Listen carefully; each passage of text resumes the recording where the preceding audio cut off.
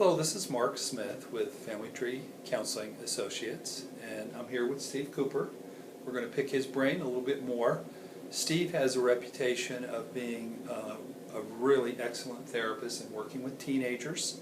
Some of us, like myself, don't have a lot of expertise, or maybe in some cases a lot of interest for that, because that's just not what I do. But Steve, why do you like working with teenagers?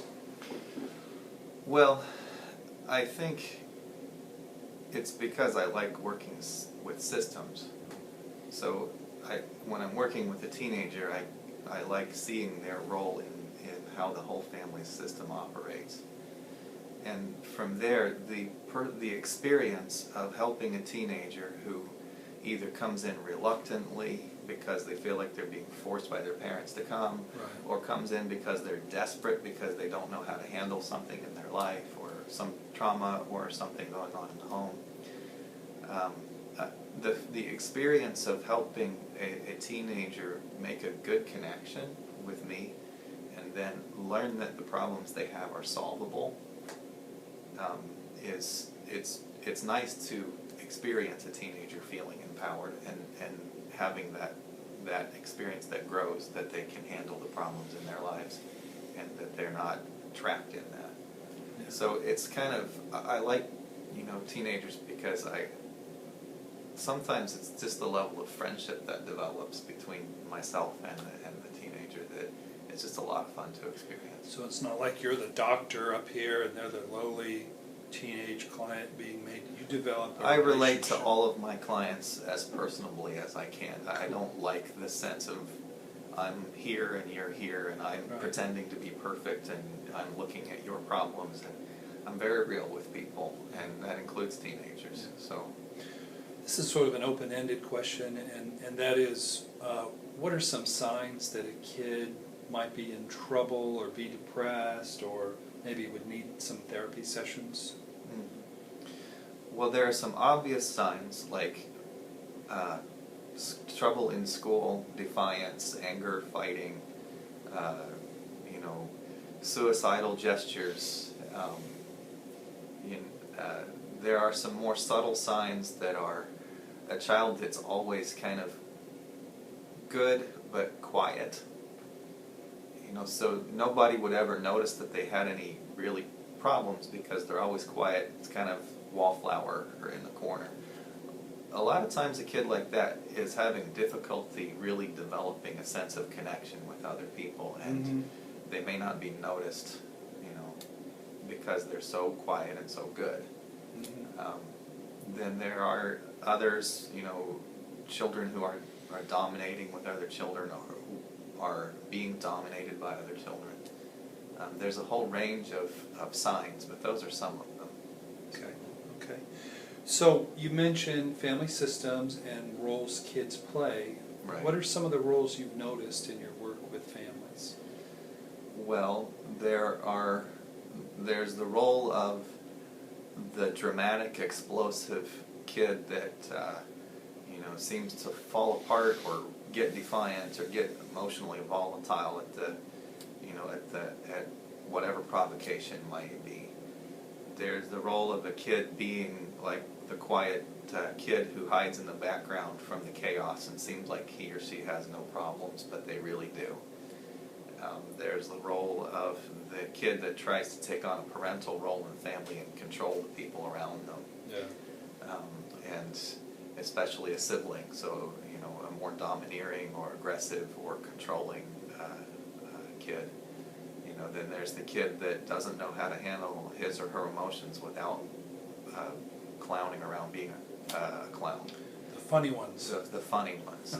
Which that's another sign that a kid may not be as in touch with themselves emotionally. Nothing wrong with being funny or having fun with humor, but when it comes to that replacing your ability to have an intimate emotional connection with other people, then that's when it can be a problem. So that's another role. Yeah.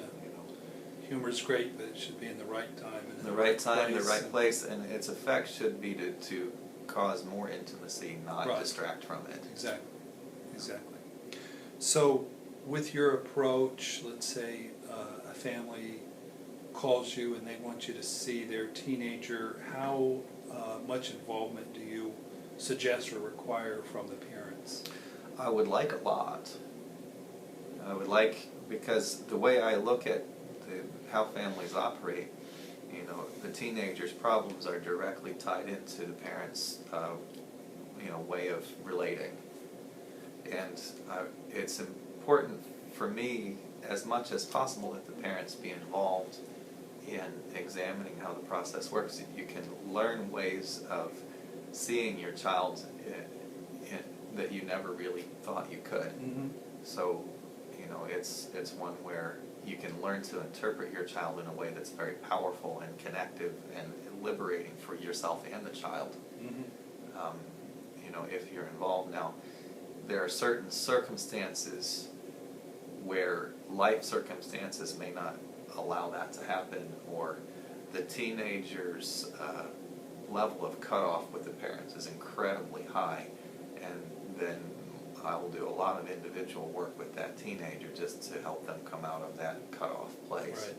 Right. You know, but overall, even in a system like that, it's important that the parents have an active role in looking at how everybody functions. So if you had situations where the family brings in the identified patient, if you will, the teenager, and then in interacting with the parents and giving them some feedback about their family of origin stuff, where they've gotten engaged either in individual work or marital work?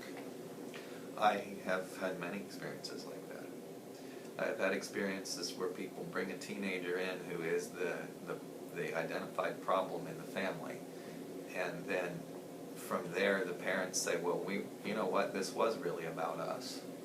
And then they start working on their issues, and then the next thing I know, you know, the wife's sister is now coming in with her husband, and they're, you know, the aunts and uncles are coming in, friends are coming in. You really do get a lot of referrals from friends and family. It just seems like that really funnels to you a lot. Well, most of my referrals that I get are from former clients or current clients. Yeah.